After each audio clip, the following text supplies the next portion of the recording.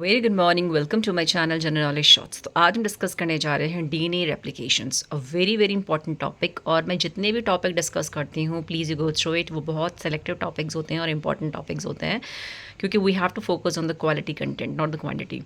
तो सबसे पहले जितने भी मेरे one liner important one liner होते हैं वो अपने शॉर्ट्स में और पोस्ट में डेली डिस्कस कर रही हूँ, please you go through it. तो चलिए जल्दी से डिस्कस कर लेते हैं डीएनए रेप्लिकेशंस प्रोकैरियोट्स और ईकैरियोट्स में, क्योंकि मेनली हमको डिफरेंस ही पता होना चाहिए। हमें पता होना चाहिए कि कौन से, क्योंकि हमसे ये तो बोलेंगे नहीं कि हमें पूरा एक प्रोसेस लिख के दीजिए। मेनली हमको पता होना चाहिए क्या डिफरेंस है प्रोकैरियोट्स और ईकैरियोट्स के रेप्लिकेशंस में। सबसे पहले तो प्रोकैरियोट्स में जो डीएनए रेप्लिकेशन है वो साइटोप्लाज्म में होता है, क्योंकि इसमें वेल डेवलप्ड न्यूक्लियस नहीं पाया जाता है।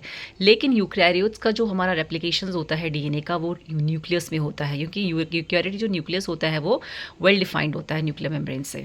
दूसरा, इसमें जो डीएनए होता है मोस्टली सर्कुलर होता है। जैसे ईकोलाई, जो ईकोलाई बैक्टीरिया है उसका सर्कुलर डीएनए होता है। मोस्टली जो हमारे माइटोकॉन्ड्रिया है, प्लास्टिड्स हैं, प्लाज्मिड्स है, इसमें भी सर्कुलर डीएनए पाया जाता है। तो वेरी वेरी इंपॉर्टेंट, कई बार एग्जाम्पल भी पूछ लिया जाता है कि सर्कुलर डीएनए का एग्जाम्पल बताइए, लीनियर डीएनए का एग्जाम्पल बताइए। और जितने भी यूकैरियोट डीएनए होते हैं, वो यूकैरियोटिक के जो जितने भी डीएनए होते हैं वो लीनियर होते हैं। तो we should know this, the difference between the circular and the linear DNA and examples also. अब ओरिजिन ऑफ रेप्लिकेशन, क्योंकि सर्कुलर डीएनए होता है तो उसका किस पॉइंट से ओरिजिन होता है रेप्लिकेशंस का, उसे बोलते हैं ORIC इन प्रोकैरियोट्स।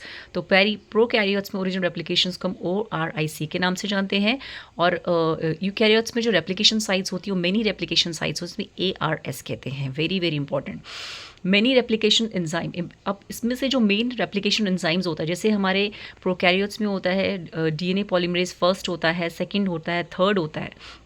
तो वी शुड नो दैट कि जो हमारा प्रोकैरियोटिक जो हमारा डीएनए रेप्लिकेशन में काम करता है, जो डीएनए पॉलीमरेज, वो है डीएनए पॉलीमरेज थर्ड। ये भी कई बार ऑप्शंस में पूछा जाता है पेपर के अंदर कि main replication enzyme is DNA polymerase third. लेकिन यूकैरियोट्स के अंदर जो डीएनए पॉलीमरेज है वो अलग टाइप्स के होते हैं, different. We have a total 14 DNA polymerase, different types of enzymes. तो DNA polymerase alpha, delta, epsilon, gamma, तो these are the important DNA polymerase. तो सबसे इंपॉर्टेंट जो डीएनए पॉलीमरेज हैं वो है alpha, delta, epsilon and gamma. And we should know that's कि हमारा डेल्टा किस में काम आता है, एप्सिलॉन का काम क्या होता है। तो बेसिकली जो हमारा डेल्टा होता है वो लैगिंग स्ट्रैंड्स में, और एप्सिलॉन जो होता है वो लीडिंग स्ट्रैंड में मदद करता है। तो डेल्टा जो होता है वो हमारा लैगिंग स्ट्रैंड में मदद करता है, एंड जो एप्सिलॉन है वो लीडिंग स्ट्रैंड फॉर्मेशन में मदद करता है। तो these are the various types of enzymes in eukaryotes.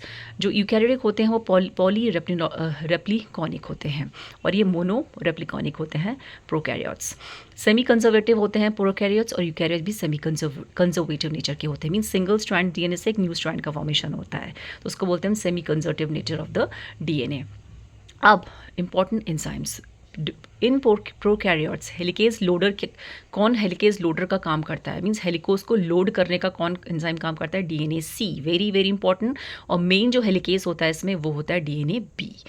And helicase loader जो हमारा यूकैरियोट्स में होता है वो होता है CDT1 प्रोटीन। तो CDT1 protein it act as a helicase loader in what, in eukaryotes। तो in prokaryotes helicase loader is DNA C.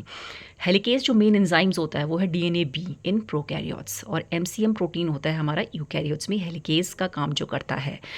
Very very important, please go through it. Primase DNA G होता है। Primase कौन synthesise करता है, DNA G in prokaryotes. लेकिन primase कौन synthesise करता है in eukaryotes, DNA polymerase alpha.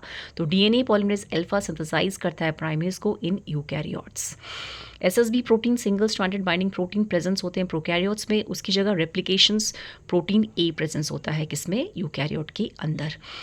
Primer removal का काम कौन करता है हमारे प्रोकैरियोट्स में, वो करता है डीएनए पॉलीमरेज फर्स्ट। लेकिन प्राइमर रिमूवल कौन काम करता है यूकैरियोट्स में, वो है RNase H and flap endonuclease. तो प्राइमर रिमूवल का काम करता है यूकैरियोट्स में RNase H and flap endonuclease. Very very important. Nick joining का काम कौन करता है, डीएनए लाइगेज, कौन, प्रोकैरियोट्स में। और लिंक ज्वाइनिंग का काम कौन करता है यूकैरियोट्स में, वो करता है डीएनए लाइगेज। तो लिंक ज्वाइनिंग का काम करता है शॉर्ट हमारे फ्रेगमेंट्स के बीच में जो गैप होता है लिंक ज्वाइनिंग का, वो डीएनए लाइगेज करता है प्रोकैरियोट्स में भी और यूकैरियोट्स में।